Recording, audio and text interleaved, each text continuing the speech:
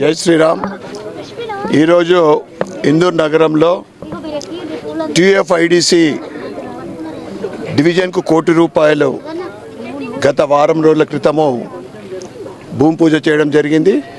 దాంట్లో భాగంగా ఈరోజు 8 డివిజన్లు 19, 20, 36, 34, 49, 8, 27, 50 డివిజన్ 50 డివిజన్లలో భూమి పూజ చేయడం జరిగింది. ఈ సందర్భంగా ఇక్కడ 8వ డివిజన్ నా సోదర సోదరిమణులందరికీ కూడా మరియు గల్లీ పెద్దలకు, మా బీజేపీ సీనియర్ నాయకులు నాగరాజు గారికి, మా వరలక్ష్మి అక్క గారికి అందరికీ కూడా ఈ సందర్భంగా శుభాకాంక్షలు, శుభాభినందనలు తెలియజేస్తూ, ఈ కాంగ్రెస్ వాళ్ళు ఎట్లున్నారంటే మంది పిల్లని సంకలెత్తుకొని నా పిల్లలు అని చెప్పేటట్లున్నారు. ఇలా 6 గ్యారెంటీలు ఇయ్యాల 26 నెలలైంది. నేను ఎమ్మెల్యేగా ఉండి రూపాయి నాకు ఇయ్యలేకపోయిన ప్రభుత్వము మా మహిళా సోదరు వాళ్ళకి కనిపించిన మహిళలకు 2500 ఇస్తా అని చెప్పి, చదువుకునే ఆడపిల్లలకు స్కూటీలు ఇస్తా అని చెప్పి, ఇవన్నీ పక్కన పెడితే మా పెద్ద మనుషులు తాతలు ఆయిలు 2000 ఈసారే నీకు మళ్ళా నెల నుంచి 2000 పెన్షన్ 4000 అని చెప్పే రేవంత్ రెడ్డి ఎలక్షన్ కన్నా ముందు ప్రచారంలో 4000లకు 6000 అని చెప్పే, అవన్నీ పక్కన పెట్టి కళ్యాణ లక్ష్మితోటి తులం బంగారం అని చెప్పే, ఇవన్నీ పక్కన పెట్టేసి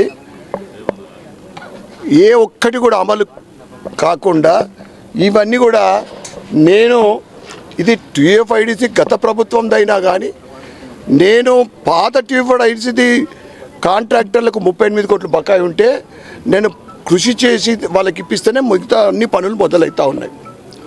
130 కోట్ల అభివృద్ధికి 2 సంవత్సరాల్లో.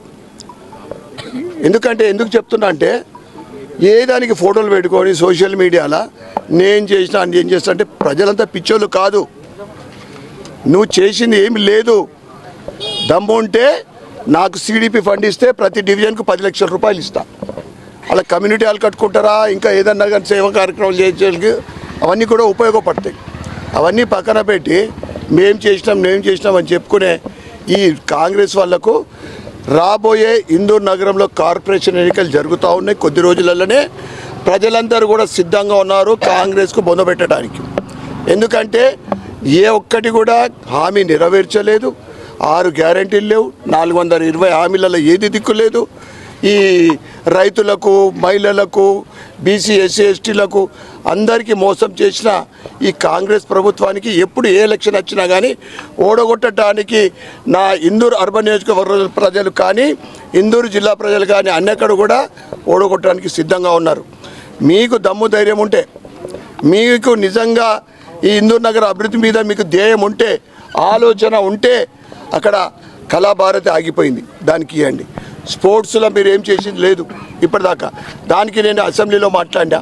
బస్ స్టాండ్ తెలంగాణలో అతిపెద్ద జిల్లా వరంగల్, హైదరాబాద్ తర్వాత మనది. అటు ఏ పరిస్థితి ఉంది.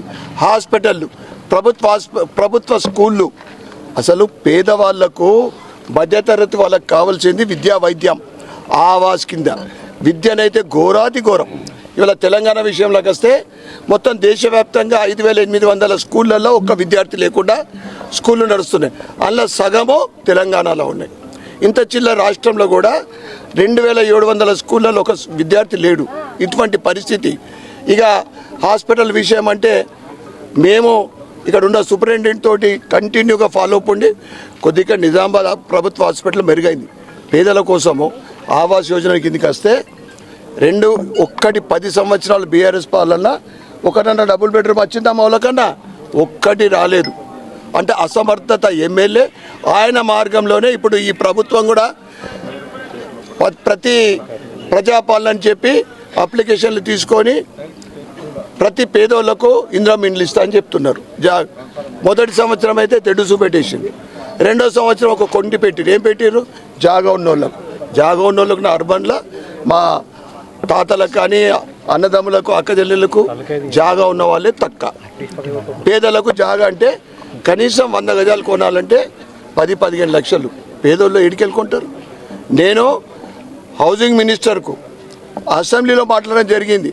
3,500 మీరైతే రెండో సంవత్సరం ఇస్తున్నారో మీరు నా దగ్గర 50% ఆగున్న వాళ్ళు అప్లికేషన్ పెట్టుకున్నారు. మిగతా కూడా 1750, 1800 మీరు ప్రభుత్వ స్థలం చూపెట్టి పేదోళ్లకు లబ్ధిదారులకు ఇల్లు కట్టించాల్సిందిగా నేను డిమాండ్ చేసిన, అసెంబ్లీలో కూడా మాట్లాడినా. ఇవన్నీ చేతగాని ఈ కాంగ్రెస్ ప్రభుత్వము ఏ ముఖం పెట్టుకొని ఇప్పుడు కార్పొరేషన్ ఎన్నికల్లో ఓటు అడుగుతా నేను ప్రశ్నిస్తూ ఉన్నా. ఏం చేసినావు నువ్వు నగరం కోసం, ఏ అర్బన్ కోసం ఏం చేసినావు? ఇక్కడ పిసిసి అధ్యక్షుడు ఉన్నాడు, వస్తాడు పోతాడు తప్ప అభివృద్ధి ఎక్కడ?